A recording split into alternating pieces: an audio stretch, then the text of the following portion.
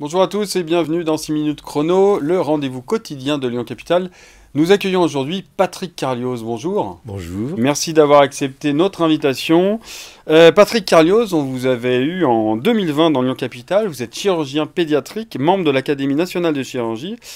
On vous avait reçu pour ce traité, un traité de 900 pages de 2 kilos sur l'ARN messager, dont on a beaucoup parlé avec le Covid. Alors, si on vous reçoit aujourd'hui, c'est pour un nouveau jeu de société, puisque vous avez plusieurs casquettes, si je peux dire, à votre arc, enfin plusieurs cordes à votre arc, pardon. Vous avez sorti un nouveau jeu, vous avez créé le Sudokiam.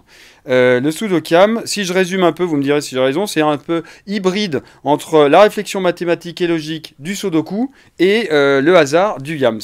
Alors concrètement, comment on va jouer à ce jeu qui paraît quand même d'emblée un peu compliqué? Oui, il paraît compliqué, mais il est très simple. C'est le principe du Sudoku, donc une grille, et il faut remplir les chiffres suivant le Sudoku dans la ligne, dans la colonne et dans le carré, sans qu'ils se répètent.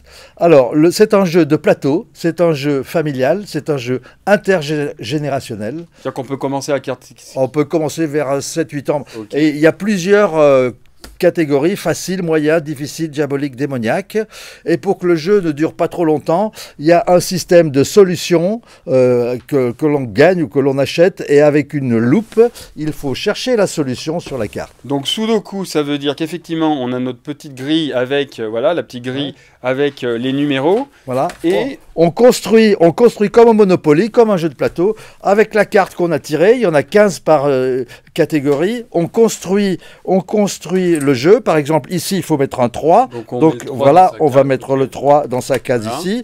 S'il faut mettre un 4, le 4 va dans sa case ici. Et on construit le jeu progressivement. Ça, c'est le Sudoku. Et alors, le YAM, il intervient quand? Le YAM, il intervient parce que c'est un système de calcul. Chaque fois qu'on posera un pion, les pions de jeu, une fois que tout est posé, on a un dé. Avec ce dé... Alors un dé quand même qui est quand même très particulier. Le dé, c'est le seul dé au monde qui a... Il y a un brevet, c'est le seul dé au monde qui a, Invention lyonnaise. Qui a 10 chiffres. Voilà. Donc on change le paradigme du dé, c'est-à-dire que c'est plus un dé qu'on jette comme ça. Les mamans et les maîtresses sont très contentes. C'est un jeu qu'avec calme, on fait rouler. Et en plus, il ne casse jamais. Vous faites un 0. Et ben le 0, et ben, vous avez perdu puisqu'il n'y a pas de 0 au YAM. Donc c'est l'adversaire qui prend la main. Il relance le dé, il fait un 1, il prend le minuteur, voilà, on remonte comme pour faire les œufs, hein, voilà. Et puis on met 1 minute, donc ça va très très vite, et il a 1 minute de réflexion. Alors, ok, donc ça, de toute façon, si les gens veulent plus d'informations, il y a sudokiam.com. Moi, ce que je voudrais savoir, parce que ce qui m'intéresse, on vous connaît quand même pour être chirurgien pédiatrique. Là, vous sortez un jeu, concrètement... Comment vous est venue l'idée de créer un jeu? Alors c'est un jeu, d'abord c'est un jeu qui est français, sur toutes ses formes. La fabrication est française, elle est origine France garantie. C'est-à-dire qu'il y a 99,8% des produits qui sont français, dont 87% qui sont dans la région. Dans la région. Dans la région. Super, bon ça c'est un bon point. Voilà. Après, comment vient une idée? Eh ben moi je suis un passionné du Sudoku. Donc quand vous êtes dans les solutions démoniaques, c'est-à-dire que vous avez que 20 chiffres sur une grille, il faut trouver la solution. C'est en moyenne entre 3 et 4 heures pour quelqu'un qui sait très bien jouer. Donc c'est très long. Et c'est inaccessible aux enfants. Et en plus, le Sudoku est un jeu solitaire. Parce qu'on se met dans un fauteuil, et si on part pour 4 heures, on ignore tout le monde. Et alors vous, comment vous en êtes arrivé? Un jour, j'ai repoussé un de mes petits-enfants, ma petite fille, qui venait me voir. Je ne savais pas si elle venait me voir pour me faire un bisou, pour me faire un câlin, pour jouer avec moi, pour que j'aille jouer avec elle. Et je me suis dit, c'est pas normal.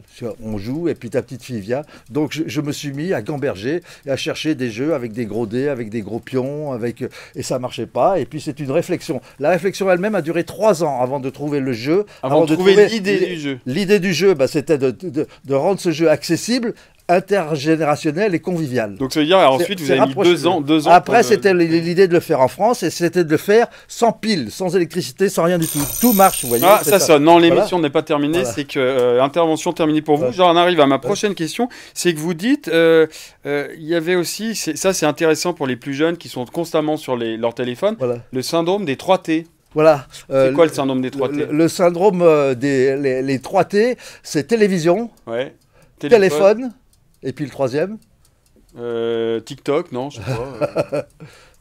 Non, je sais pas, dites-moi. Télévision, téléphone, et puis les écrans. Et les écrans, Voilà. ok. Donc ça veut dire que finalement, c'est aussi permettre aux plus jeunes d'abandonner un peu. On va pas leur, ils C'est pourront pas pas pour abandonner, c'est transitoire, c'est C'est pour transitoire. créer un moment de convivialité et intergénérationnel. On peut très bien jouer comme quand vous jouez avec un petit aux dames ou quand vous jouez aux échecs, eh ben vous jouez avec le petit, vous mettez à sa portée. Là, il a des solutions faciles, moyennes, difficiles, diaboliques, démoniaques.